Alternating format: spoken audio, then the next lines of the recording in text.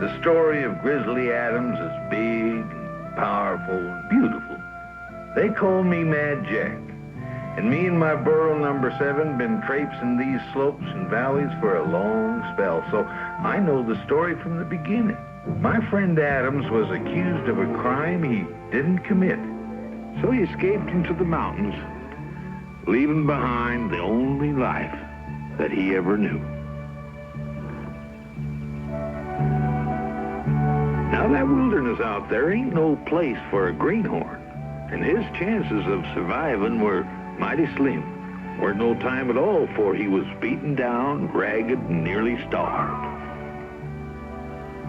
Long about then, he come upon a grizzly bear cub, all alone and helpless. Now, Adams knew that little critter couldn't survive without his help, so he started right down that cliff, risking his own life to save it. Now, that cub took to Adams right off. And that was when he discovered he had a special kind of way with animals.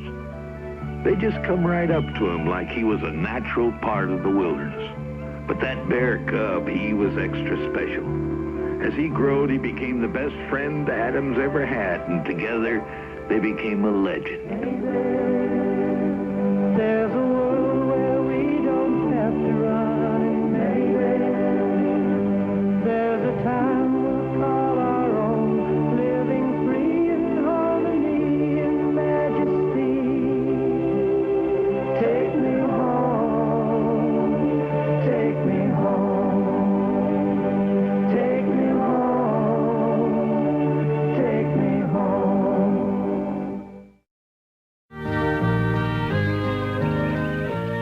These are the mountains that have been my home for many years. A special breed of men, which folks rightly call mountain men, live in these high places. I'm proud to be one of them because, well, we know how to live with the mountains and the trees and with the critters of the wilderness.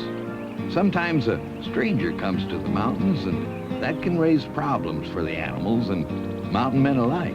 And somehow my friend James Adams, greenhorn that he was, could figure out how to handle these problems, no matter what size or shape they come in.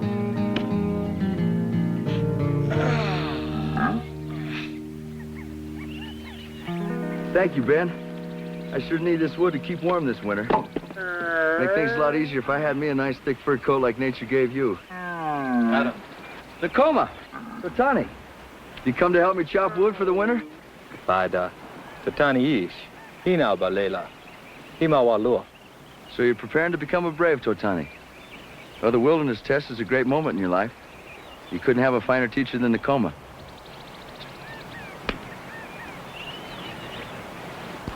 Good luck, Totani. Iwagalik. Iwagalik. The day being so peaceful and all, there was no way any of us could know that not too many miles away things was about to happen to change all that. I guess you could say it all started when, well, when number 7 insisted on behaving like the stubborn burro that he was. Hey, number 7, the whole idea of being a pack burro is to move things from here to over there. Now, we spent enough time here, let's get it over there. Now, come on.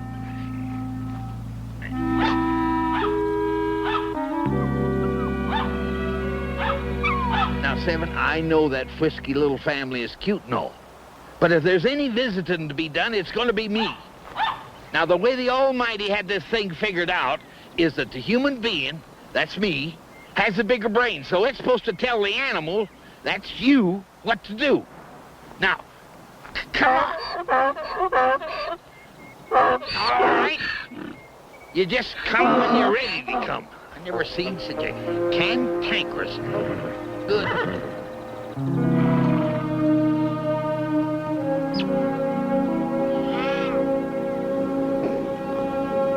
Uh-oh.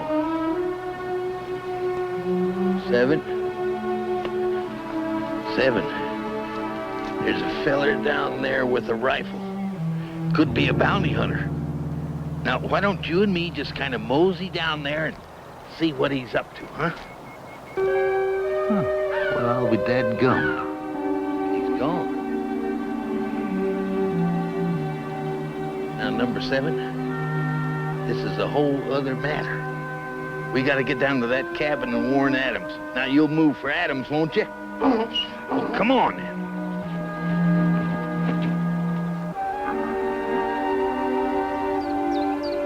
Hey, Adams, there's trouble on the mountain. I just run into another bounty hunter, and he's got to be gunning for you. Where'd you see him? Up on Pine Ridge. Well, how do you know it's a bounty hunter? Well, 'cause I seen him. And I seen the way he handled that gun. Now, I'm telling you, this is another professional. Where is he now? Well, I don't know. I lost track of him. But you can bet he's out there somewhere, so you just get up into them hills and lay low for a while. You know, I think you got bounty hunters on the brain. Could be just a hunter out here. Or maybe even a trapper. Somebody new to the area that's just lost and maybe needs a little help. I've got all my wood stacked. All the chores are done. There's no reason why I can't go up there and check in on this stranger. Now, wait just a minute. You're gonna go out and look for a bounty hunter? Yeah. Well, you can't do that. The minute you show your head out there, he's gonna take it out. Don't argue with me. I'm going out there. No stop. No, sir. Well, all right. Number 7 and me is gonna go along and show you the way. Now, when we find him, you let me do all the talking and all the shooting. Got a deal. All right. Come on, Ben. Meanwhile, Nakoma and Tatani were deep in the woods. Nakoma was mighty pleased the way Tatani built the lean-to with his own cuttings. Afterwards, Tatani went to work and fixed himself a fish trap. Only thing was, Tatani, being young, had to learn that doing things fast ain't as important as doing them good. So Nakoma said, "This is not secure enough. A strong wind would blow it down."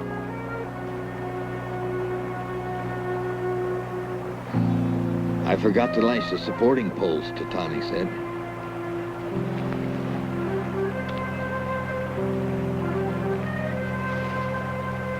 Do you think there are fish in my trap yet?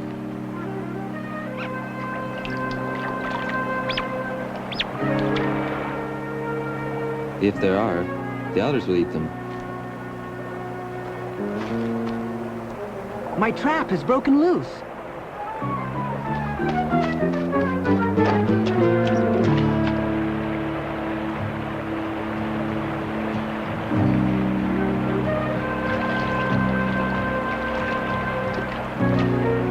The current is strong. I will tie it tighter next time. Well, now, let's see. He was standing right about in here somewhere. Now, you better call him back. With that bounty hunter wandering around these woods with a rifle, he's liable to get himself hurt. Ben usually knows where he's going. I got a feeling he's just going out to visit some of his old animal friends. Somehow Adam's feelings about Ben was right. Ben had come across a black bear, and being a polite sort, he said howdy to her in bear talk. And that bear just howdied right back at him.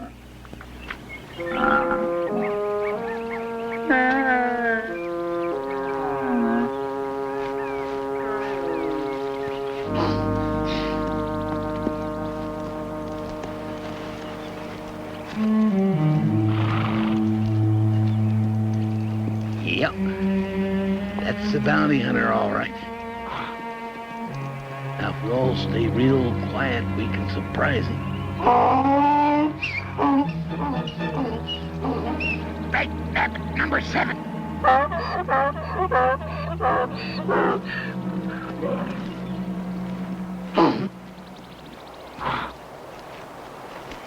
That's the fella you saw? Well, you ain't no feller. You're a female lady. Howdy. Not too often we get a lady traipsing around these parts. Probably not. Are you alone, or is there someone with you?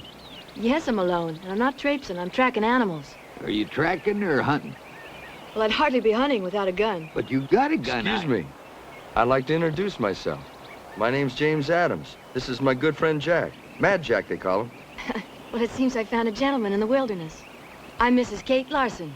It's nice to meet you, ma'am. Our cabin's just on the other side of the ridge. We'd be more than happy to have you come over and have some coffee and food with us if you'd like. Oh, well, that's very kind of you. However, I have ample provisions, and I do have things to take care of out here. Well, it's none of my business, but these mountains can be a little unkind to people that don't know them. He's right, lady. These mountains just ain't natural for a woman. I've been in the wilderness since the day I was born. My father was an Army officer, and he was stationed at wilderness outposts from Fort Laramie to Fort Union. My late husband, Major Larson, was a cavalry scout. And he took me on trips through mountains that were just as wild as these.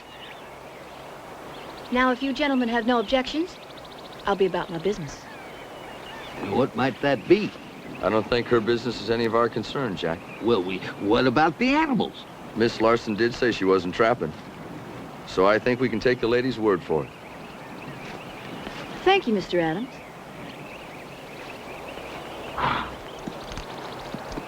I think you're wrong about her, Jack. If that female was a bounty hunter, we'd know how to handle her. But as it is, we don't even know why she's up here. Well, that's her business. Well, I'm telling you something, Adams. A woman in the wilderness means trouble. Now, you just mark my word, she's gonna mess something up. Then I'll have to straighten it all out like I do with you and Nicoma and even Ben. Well, then we don't have nothing to worry about. Now, you don't think she's got a gun. Well, I know she has, and let me tell you this. A woman with a gun is as unpredictable as a sow grizzly with 2 cubs.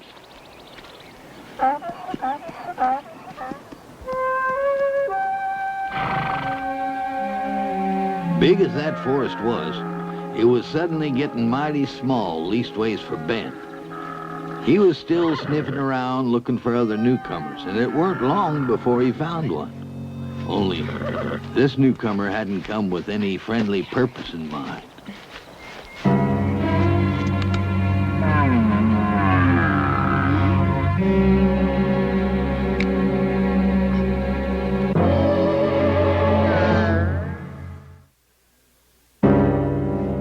Ben was only saying hello, but the way that woman was acting, it looked like goodbye for Ben.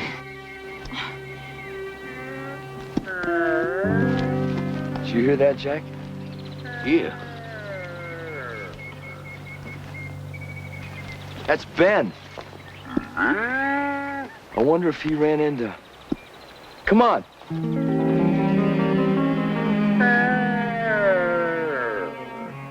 Phew, Bear, this is your lucky day. I'm not looking for a grizzly, I'm looking for a black bear. Go on about your business now like a good old boy. I've got nothing against you. You're awfully friendly. Or maybe you're sick. Ben? Ben, can you hear me? Where are you?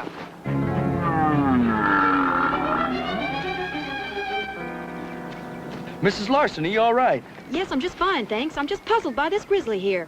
And who's Ben? Well, this grizzly's Ben, named after Benjamin Franklin. Oh, I didn't recognize him without his glasses. Well, his eyes aren't as good as a hawk, but he's got the keenest nose in these mountains. I've never seen a man and a grizzly bear so friendly before. Everybody's friendly up here, including the animals. What's wrong? Oh, nothing, Jack. Mrs. Larson and Ben are just getting acquainted. Since we don't call Ben Mr. Franklin, how about not calling me Mrs. Larson? I'm Kate. Nice to meet you, Kate. How do you do? Ben, can you say hi to Kate?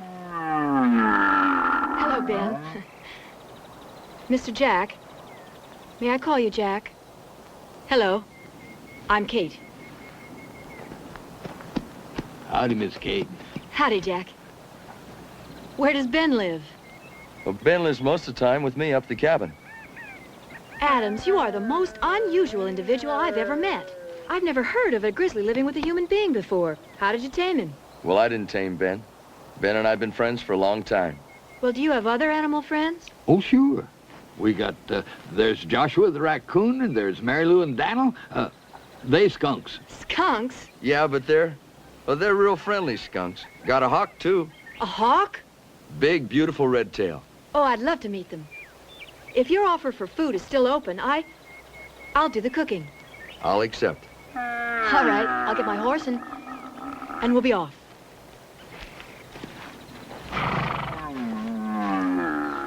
Adams, Now that there is a contrary woman. First she says she won't have anything to do with our victuals, and now she says she'll cook them for us. Now, I tell you, a woman like that, it means nothing but trouble. I'll bet you that's what she's gonna fix for our victuals. So your friend Adams knows all about bears. Well, that's just about perfect. I need a man like that to help me find that black bear. And he's going to do just exactly that. All right, Adams, we're ready. I figured that woman would give us lessons in trouble. Meanwhile, Tacoma was given lessons too.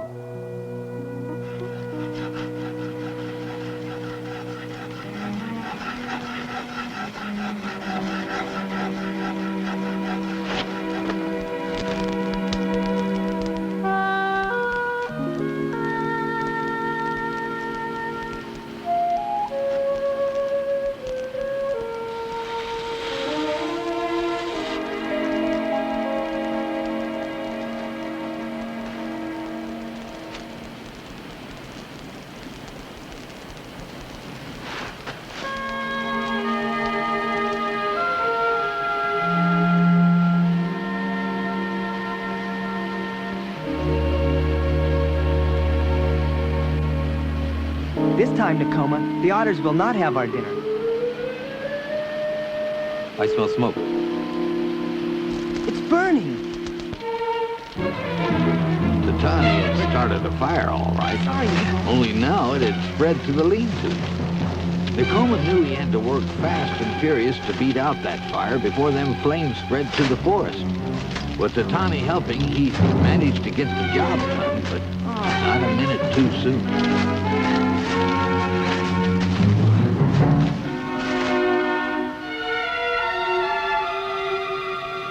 You built your fire too close to the lean-to.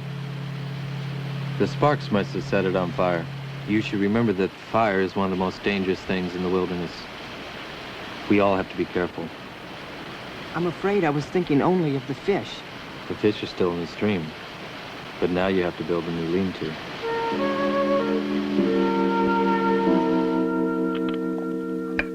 Kate, without a doubt, the best blueberry pie I've ever eaten in my life. What do you think, Jack? Well, it weren't bad. It weren't bad. Will you breeze through that pie like you was as hungry as a winter wolf? Where'd you learn how to cook like that? Well, my mother passed away when I was very young. And my father raised me at the frontier forts where he was stationed. You know what army rations are like. Mostly salt pork, beef jerky, hardtack. So, out of self-preservation, I learned how to cook using the herbs, wild fruits, and berries. Oh, I baked some wild raspberry tarts. Would you like one? One? How many did you bake? Oh, well, I baked a dozen. Is that enough for you? Oh, I wasn't thinking of myself. I was thinking of the animals. Oh, well, how generous of you to think of the animals first. Don't you think so, Adams? Oh, yes, ma'am. Yes, ma'am. Why, there's no one more devoted to critters than old Jack. Well, you should see the way he looks after number 7. It's almost become like a mountain legend. Well, here you go, Ben. That should satisfy your sweet tooth. Here you go. Don't be too generous with them. That isn't good for his digestion. Oh. Thank you. Could I just take a couple for number 7? We wouldn't want them to get dried out like that. Hardtack, you know. Oh, here you are, Jack. Thank you. I'll just go give these to number 7. Uh-huh. Would you like one? Oh, no, thanks. I'm full.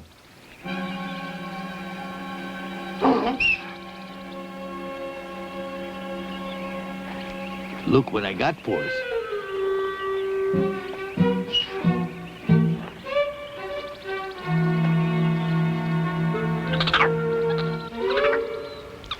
Well, I got some for you, too.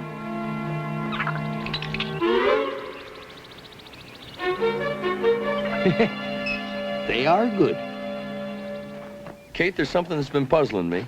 How come your pa's not traveling with you? My father died in an accident. A few months ago. I'm sorry to hear that. You lost your ma and your pa and your husband. That's quite a burden for you to be carrying. Is there anything I can do? Well, thank you. There may be.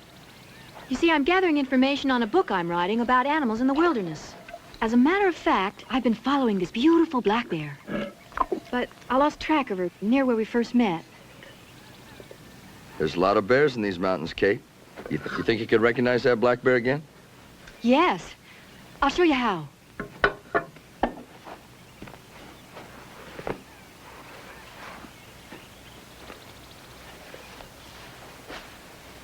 This is the paw print of the bear. I found the original print in some hardened mud. And I made this cast out of plaster of Paris. Well, that was a real good idea. It's a black bear, sure enough. Look at here. There's a tear right across the middle of the pad. Mm-hmm. I don't think this bear's going to be too hard to follow. We didn't know it at the time, but that black bear a-poking around the woods looking for honeycombs was in for a heap of trouble from that stranger lady.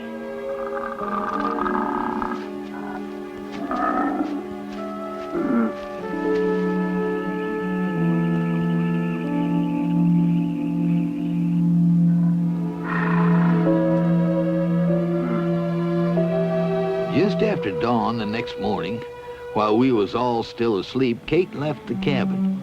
She was a-walking on cat's feet, you might say, because for what she was intending to do, she didn't need no company, least of all ours, and she made sure she didn't have any.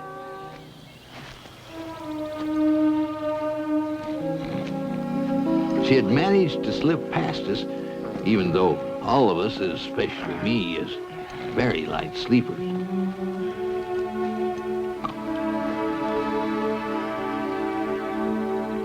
Kate was looking for that black bear, and maybe some of those little animals she seen sensed it, because soon as they seen her, they'd turn tail and run. Something's scaring these animals. Let's go and see. When she got to where she had last seen that bear, she found some It's tracks. the paw print of the bear. Bear tracks. And she didn't waste no time comparing those paw prints to the plaster cast she had showed Adams. No doubt about it. Kate Larson had picked up the trail.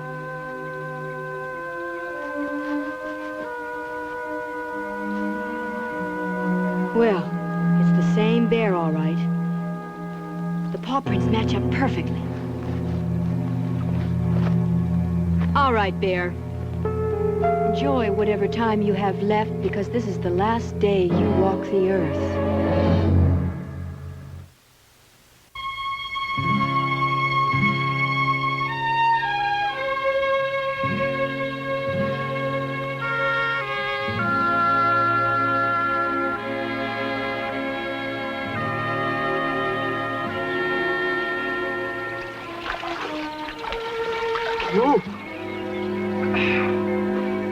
Are you going to wash up?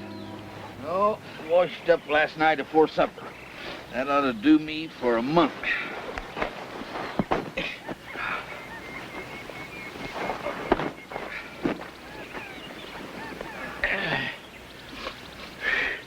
Where's the female lady? She still inside sleeping? No. She and the horse are both gone. They could be upstream taking a bath. Take a bath? What for would she want to do that? You know, she could be up checking in on that bear. I ought to go up and see if I can help her. Ben, you want to come along? Why'd anybody want to be looking at a bear this time of morning? Yeah. It is kind of early, ain't it? Well, one thing that Army life did for Kate was to teach her to get up and get started early. Army life. Did I ever tell you about the time I was scouting for the U.S. of A. cavalry? They sent in this young feller for me to shape up.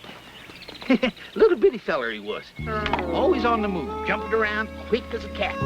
I said to him, "What's your name, son?" He looked at me and he says, "Christopher. Christopher Carson," he says. I said, "Well, you can't be a scout for the U.S. of A. Army and have a name like Christopher." I said, "You're always jumping around like a kitten and everything. I'm going to call you Kit. Kit Carson, I call him." After a good night's sleep, Nakoma and Tatani was all ready to start the day off with a good meal of fish. Look, Nakoma, my trap's been pulled from the stream.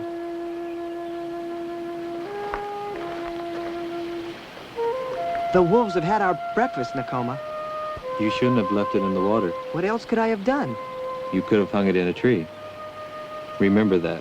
It's a hard lesson to learn, but a valuable one. We'll need something to eat. Go find some choke cherries and you can make ash cakes.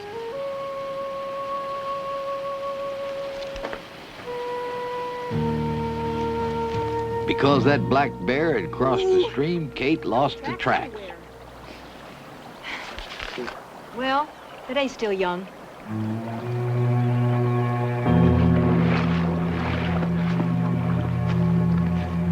Whoa.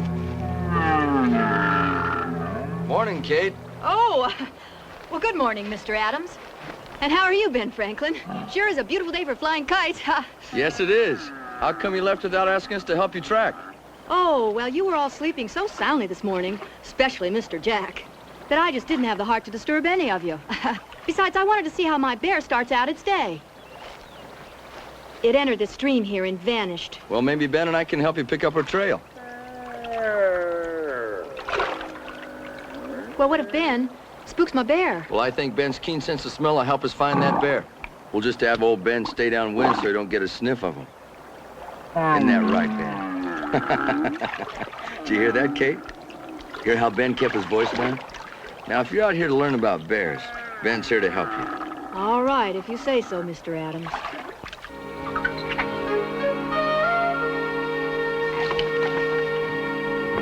Now, Josh,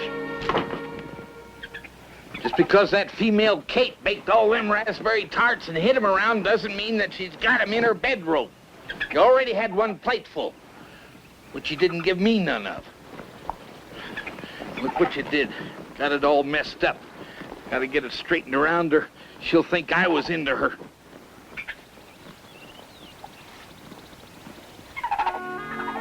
Personal belongings. Colonel J.E. Bridgestone, U.S. Army. Old Jeff Bridgestone. So that's who her daddy was. I gotta tell Adams about this. While Adams and Ben was helping Kate look for that black bear, Adams was also teaching Kate some of the facts of life in the forest. Seeing two skunks looking like they was about to attack a wolf puzzled Kate some. Adams, has there ever been a time when a skunk would attack a wolf? Well, sure, to protect his home.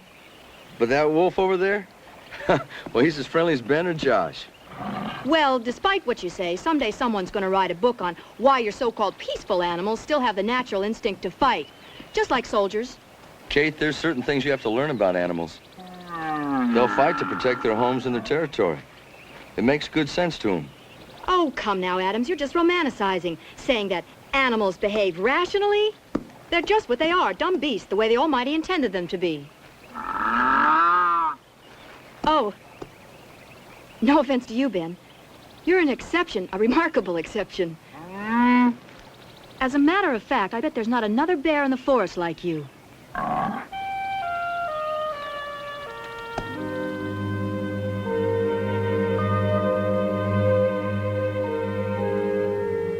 Adams wasn't the only one having trouble doling out lessons. Tatani was so intent on finding them chokeberries to redeem himself for setting that fire, he didn't watch where he was going or where he'd been. It was just a matter of time before he realized he was lost. He come to know something else, how big that forest was and how easy it is to lose your way if you don't pay close attention. Since Tatani was gone a lot longer than he should have been, Nakoma knew something was wrong, so he went out to find him.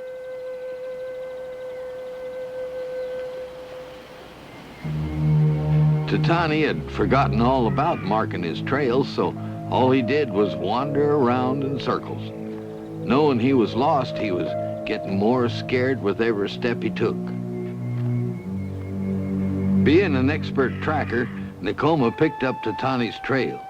It was easy to follow since, like Tatani, it was going around in circles. Tatani had just about given up hope of ever finding Nakoma when, all of a sudden, there he was. There wasn't a happier face in the forest.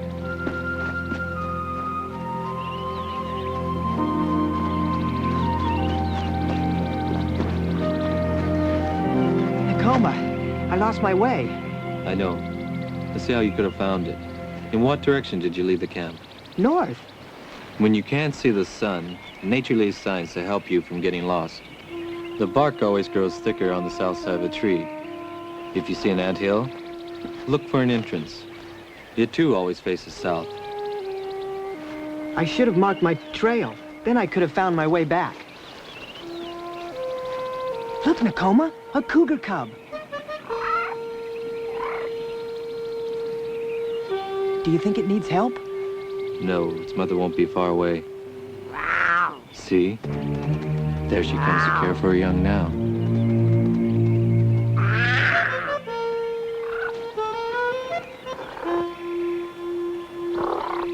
My brother Adams will tell you that animals are like people. And the mother cougar feels the same way about her young as your mother feels about you. The wilderness is strange. And yet, in many ways, it is not strange at all. That is true, Totani. You still have much to learn, but in time you will come to know the wilderness as well as I do. Totani had learned a lot of valuable lessons from Nakoma, but in another part of the forest, Kate Larson still had to learn the biggest lesson of her life.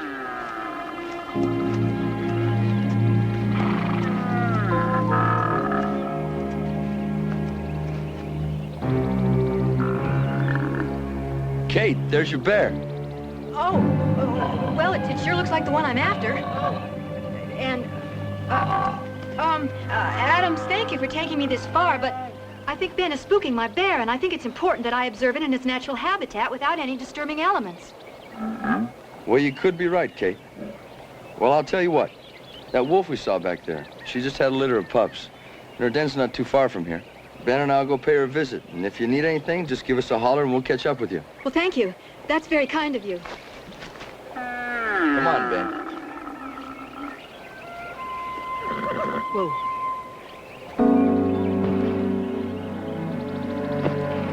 All right, Bear.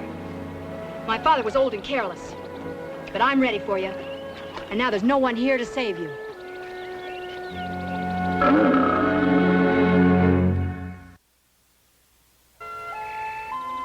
Look how big you're getting. Yes. I'm not gonna be able to hold you much longer. Where's your mama?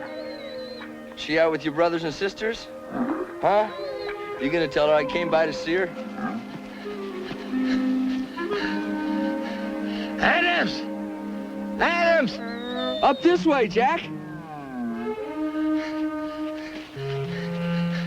I gotta talk to you. What are you running for? There ain't no raspberry tarts up here. I know that, but the female what baked them is here. Well, what's wrong? I don't know. I got something important to tell you. What? Well, I got a feeling that something terrible's gonna happen if we don't do something about it. You go play. Now, Jack, just slow down. Take a nice deep breath and let's start from the beginning. All right. There I was, tidying up the cabin. Tidying up the cabin? Well, not exactly. You see, what happened, Joshua got into her goods and he was looking for some more of them raspberry tarts and he tore it all up. Well, that don't sound so terrible. Well, now, wait a minute. I was straightening it all up because I didn't want her to think it was me. And I was rolling up this army blanket and there was a name tag in it. And you know what it said? It said Colonel J.E. Bridgestone. Well, that's her papa. You remember the story that was going around the settlement about the fella that come up here into the woods and got himself killed? Well, I knew it weren't no accident. Now, you told me that the colonel had come up here and fired on that bear and missed, and the bear had got him before he could reload. That's it, exactly. The self-same. Now, wait a second. Kate's ma's dead, and her husband died, and now her pa's dead. Well, probably the only way she could get rid of that grief churning around inside of her was to come up here and try and kill that bear that killed her pa. She's got to be half out of her head with revenge. We got to get going. Come on.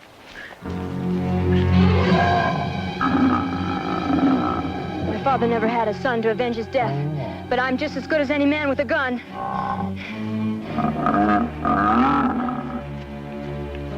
Come on, Bear, charge me. Come on, you killer, charge me like you did my father. He was slow and he missed, but I won't. Oh! Come back! want to shoot you in the back, it's got to be face to face. Don't you understand? So you are a coward. Like I said before, a woman with a gun is trouble. You're moving fast, but you're not going to lose me this time. But this one meant business. And somehow all the critters knew it and scattered before her path like tumbleweeds in a tornado. I swear to you, Bear, wherever you go, I'll find you.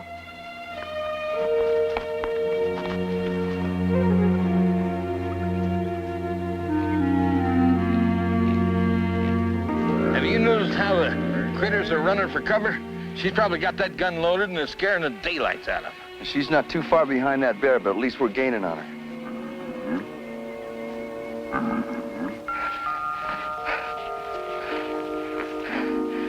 I can guess where that old bear's headed, Jack. Right for his den. I'm gonna take a shortcut. Kate was running after that bear for all she was worth. And like Adams figured, the bear was heading for its den all right, with Kate and her gun not far behind. Come on, Bear. Make a move. I'm your judge, jury, and executioner, and I find you guilty of murder in the first degree with no recommendation for mercy. Come on, Bear. I'm going to give you one last sporting chance. Come on, rush me now. Then it's either you or me. Come on, Bear. Come on. Kate, no! Don't shoot! Stand right there, Adams. I don't want to hurt you. It's this bear I'm after. What'd this bear ever do to you? It killed my father. I'm here to use this on the bear, not on a human being, so don't force me. Mrs. Kate. Jack, just because I'm a woman doesn't mean I don't know how to handle this gun. My father taught me how to shoot when I was 10 years old. Adams, I like Ben. I don't want to hurt him or any of you. Ben, stay right where you are. Now, Kate, you said something to me one time that humans act in rational ways. They use their brain. Well, let me reason this thing out with you before you do something you're going to regret. It's gone past the talking stage. Well, you haven't, not yet. Kate, I want you to ask yourself something. This is a peaceable bear. There had to be some reason for him to attack your father. Something we don't know about, maybe. Or maybe something you know and you're hiding from us. I'm not trying to hide anything. I heard about your father down at the settlement. Now, word is he shot at a bear and missed. That's enough to make any bear charge. No, Jack? I think it's more than that. Kate being a rational woman, maybe she can help us figure this thing out. To learn the truth. Or maybe she's afraid. I'm not afraid of anything. Now, I know about Army colonels. I've scouted for hundreds of them. I know how they hunt. They like to pull down a bear and nail its hide to the wall, or make a rug out of it. Now, that ain't my idea of a hero.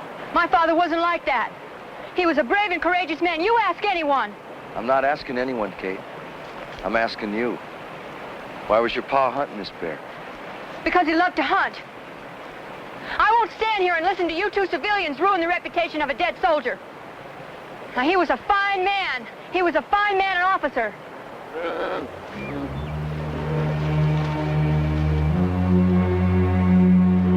Maybe your dad wasn't a hero just this one time in his life.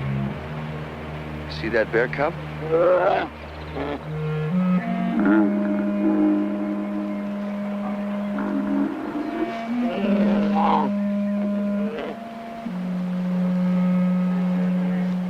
That bear's a female. That's right, she is a female. And she's a mother. Did you know that? No, not until now. Any man that calls himself a sporting hunter wouldn't shoot a female critter. My father wouldn't do that. He didn't know. Are you sure? You didn't know him. He wasn't that sort of man. Could it be that that black bear, the mother, was just trying to protect her cub, and your father threatened him? Used that cub as bait to trap the bear? He wouldn't.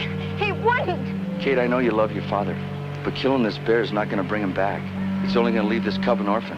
Is that what revenge is all about? I don't want revenge. I want justice. What kind of justice, Kate? Isn't it possible Then on that hunting trip, your father made one mistake, and that's what cost him his life. No. I don't know. I know you think your father was a great man, and you wanted him to die a hero. He was a great man. Sure he was, Kate.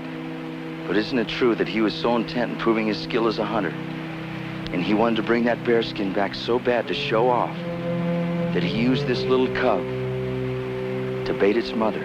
No. Is that the truth, Kate? Is that the truth? Kate, tell me. Isn't it true? All right. When my father's guide brought his body down, he told me what happened. You're right. He did use the cub as bait. And the guy didn't stop him? He wouldn't listen. My father wouldn't listen to him. When he was out in the wilderness and hunting, he just became a different man. And it cost him his life.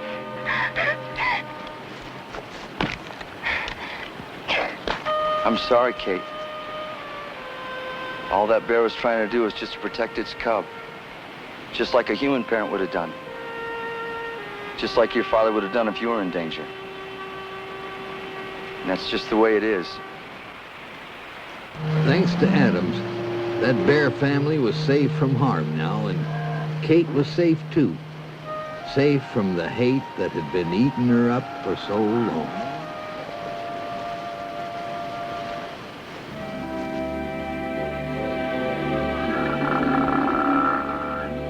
Y'all back, Kate? All ready to go. Jack's given me enough supplies to get me all the way to the Atlantic Ocean.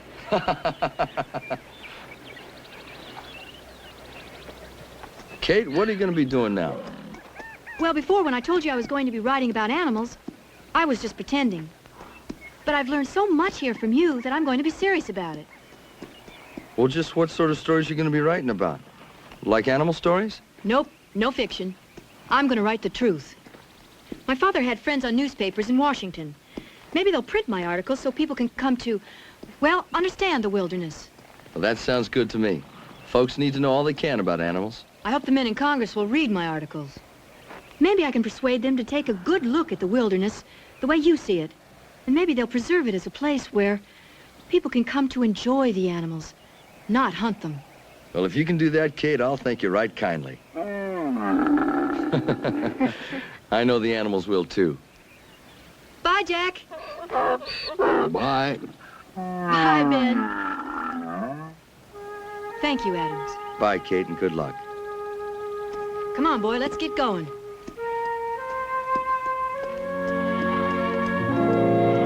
Bye. Totani, we're all very proud of you. Soon you're going to become a brave. I've carved this buffalo for you so you remember your days of testing. It's for you, Totani. When you want to complete your education about the wilderness, you come see old Mad Jack. And I'll teach you the mountain man ways. Why, I've crossed icy glaciers, I've crossed... Totani, hold. Totani and Nakoma have to go. Now that Totani's passed his test, he's earned the right to be president of the tribal council meetings. That's where Nakoma's going to take him. Good luck, Totani. Totani? Diogawik.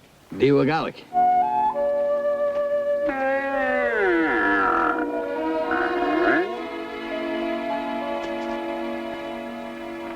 Hey, I got something for you. I think it's just a bunch of paper. Let's open it up and see. You didn't peek, did you? No. Look at that. It's a wilderness story by Kate Larson. Well, now, ain't that just like a greenhorn? Spends 2 minutes in the wilderness and goes home and writes a whole book about it. She wants me to read her manuscript and help her make some corrections. Wait, look at that. Dedicated to my friend James Adams, who taught me respect for all creatures of the wilderness. And listen to this, Ben. And to my friend Ben, the kindest and gentlest of them all. Isn't that nice? That seems that Kate learned something, too, that love can overcome hate and help you respect all living things. Isn't that right, Ben?